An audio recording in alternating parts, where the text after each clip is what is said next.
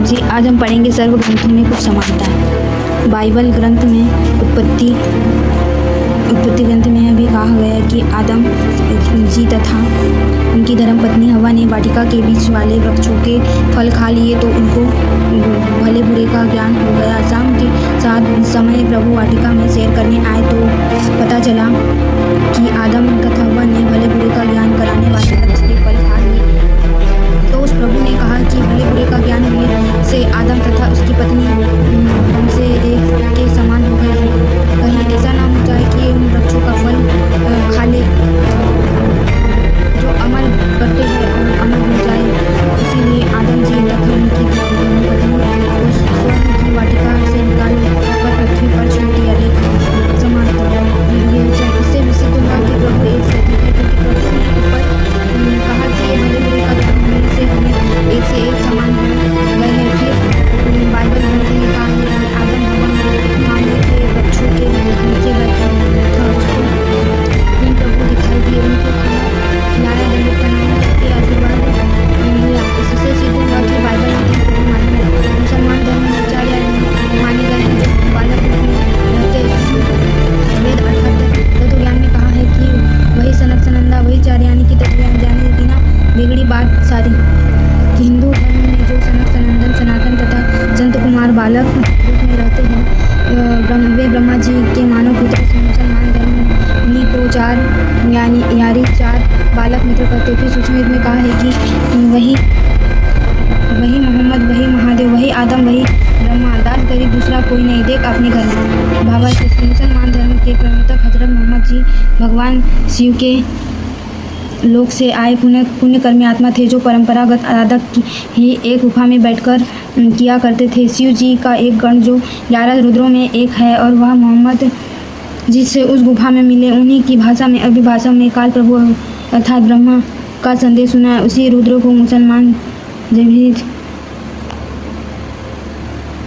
जबरील फरिश्ता कहते हैं, जो नेक फरिश्ता माना जाता है।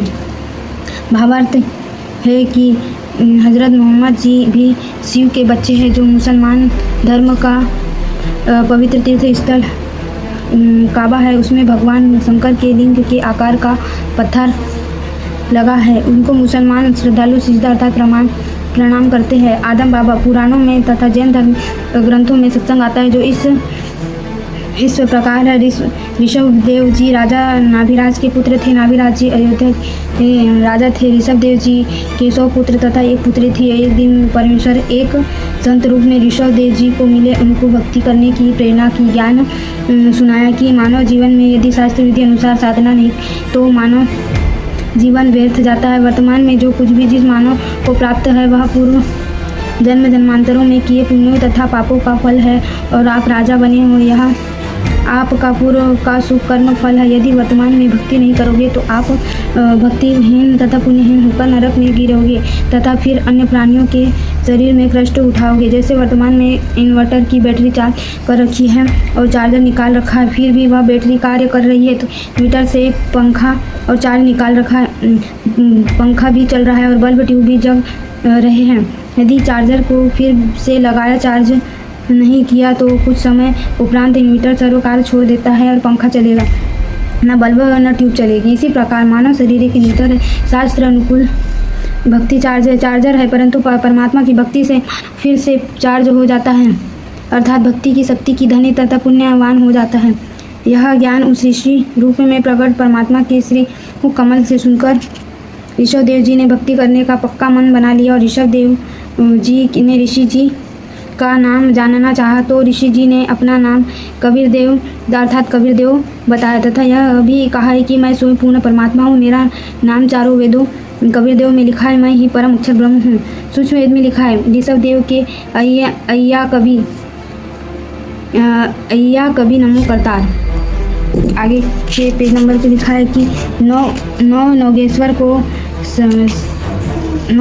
को समझाया जनक द्विदेव उधार।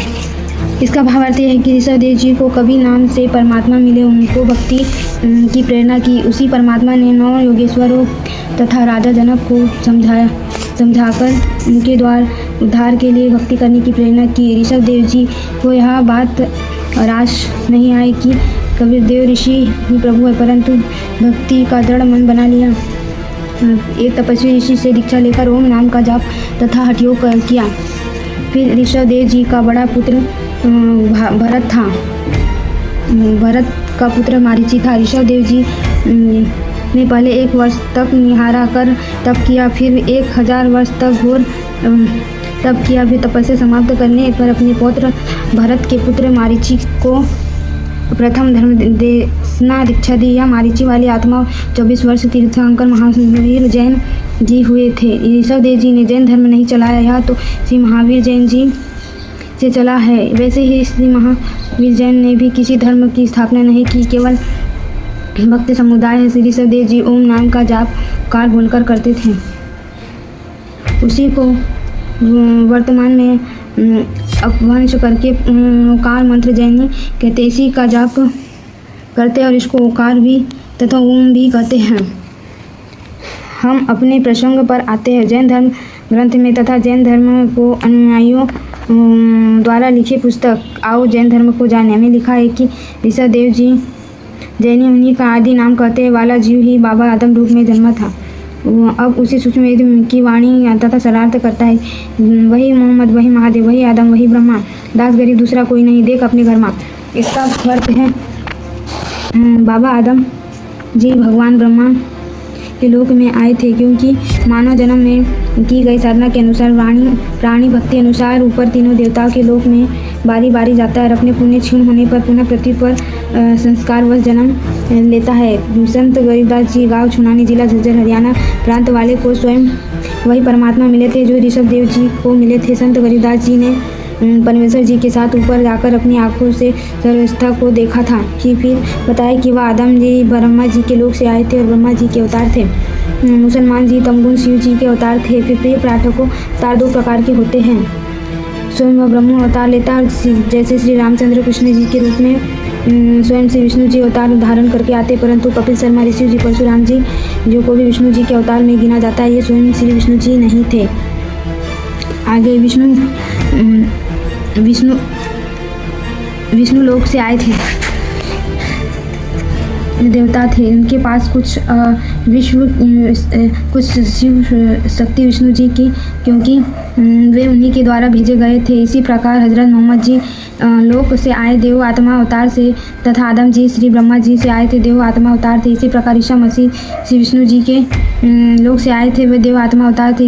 ईसाई श्रद्धालु ईसा जी को प्रभु का पुत्र मानते हैं, प्रभु नहीं है। संत गरीबदास जी ने कहा है कि यदि आप ही जी को मेरी बात पर विश्वास नहीं होता तो मेरे द्वारा बताए शास्त्रीय अनुसार भक्ति साधना करके अपने घर नहीं होता। मेरे बताए गए शास्त्रीय अनुसार भक्ति साधना करके अपने घर में अर्थात अपने मानव शरीर में अपनी आंखों देख लो।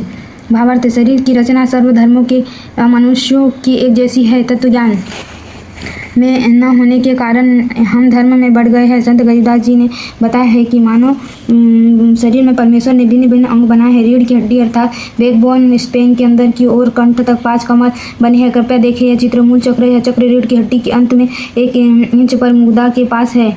आप देख सकते हैं चित्र है। इसका देवता श्री गणेश जी। कमल की श्री पंखुड़िया स्वाद जो यह मूल कमल है 2 इंच ऊपर रीढ़ की हड्डी के अंदर की जो चिपका है और हड्डी है पर रीढ़ की हड्डी के अंदर की ओर चिपका है और चिपका हुआ इसके देवता श्री ब्रह्मा जी तथा श्री धर्मपत्नी सावित्री जी। इसका 6 पंखुड़ियाँ हैं, 1 2 3 4 5 6।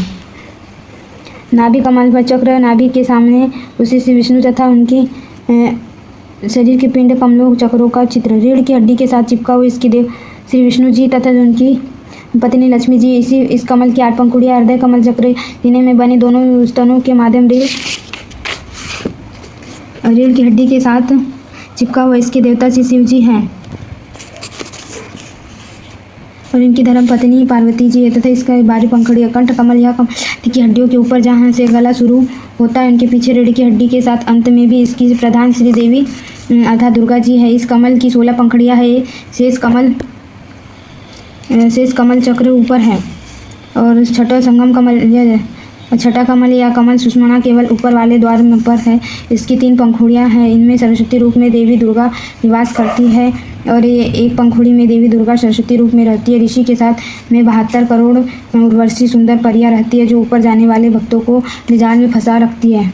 दूसरी पंखुड़ी में सुंदर युवा नर रहते हैं जो भगत मतियों को आकर्षित करके काल जाल में रखते हैं और काल भी अन्य रूप में इन युवतों का संचालन मुखिया बनाकर रहता है। तीसरी पंखुड़ी में स्वयं परमात्मा अन्य रूप में रहता है, अपने भक्तों को उन्हीं के जाल में मुख्य कराते उन सुनकर सतर्क रहते हैं। त्रिकुटी कमल चक्र में या दोनों आंखों की भौं शैलिया के मध्य में सिर के पीछे हिस्से में या कमलों की ये पंक्ति में ऊपर है। इसका देवता सदगुरु रूप में परमेश्वर है। इस कमल की 2 पंखुड़ियाँ, एक सफ़ेद वर्ण की रंग की, दूसरी काले के रंग की पंखुड़ियाँ। सफ़ेद पंखुड़ी में रूप में सतगुरु का निवास है, काली पंखुड़ी में नकली सदगुरु रूप नंदन का वास है।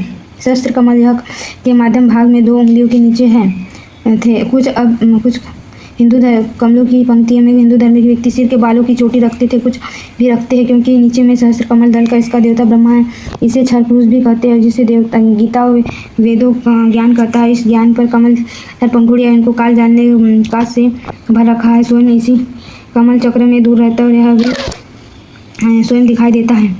केवल पंखुड़ियाँ चमकती दिखाई देती हैं।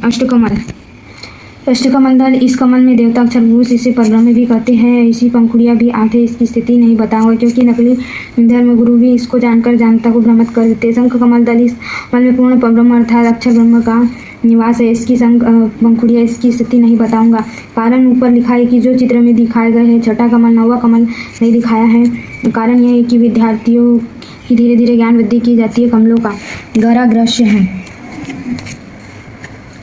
यह कवि सागर के सारांश में लिखा है। शरीर में यह कमल ऐसा कार्य करते हैं जैसे कि टेलीविज़न में चैनल लगे रहते हैं। उन चैनलों में से जिसका भी चैनल को चालू करेंगे उस पर कार्यक्रम दिखाई देने लगेगा। कार्यक्रम चल रहा हो तो स्टूडियो में दिख रहा टीवी में। इसी प्रकार प्रत्येक कमल में फंक्शन है और इन कमलों को चालू करने के मंत्र है जो यहाँ संत रामपाल दास जाप करने को देता। प्रथम बार दीक्षा उन्हीं चैनलों को खोलने की दी जाती है। मंत्रों की शक्ति से सर्व कमल ऑन चालू हो जाते हैं। फिर साधक अपने शरीर में लगे चैनलों को देश देव के धाम को देख सकता है, हाँ कि सर्व दृश्य देख सकता है। इसीलिए संत गरीबदास जी ने कहा है कि आप अपने शरीर के ऑन चैनल करके स्वयं देखो और आदम जी का को ब्रह्मा के लोक से आए दिखाई देंगे क्योंकि वहाँ पर सर्व रिकॉर्ड उपलब्ध है। जैसे वर्तमान में यूट्यूब है, इसी प्रकार प्रत्येक देवलोक में आप पूर्व में हुई घटना देख सकते हैं। इसी प्रकार हजरत मोहम्मद जी आपको शिव के लोक से आए दिखाई देंगे। इसी प्रकार ईशा जी विष्णु जी के लोक से दिखाई देंगे। सत साहेब हो गया अब समाप्त। सत साहेब, जय बंदी छोड़।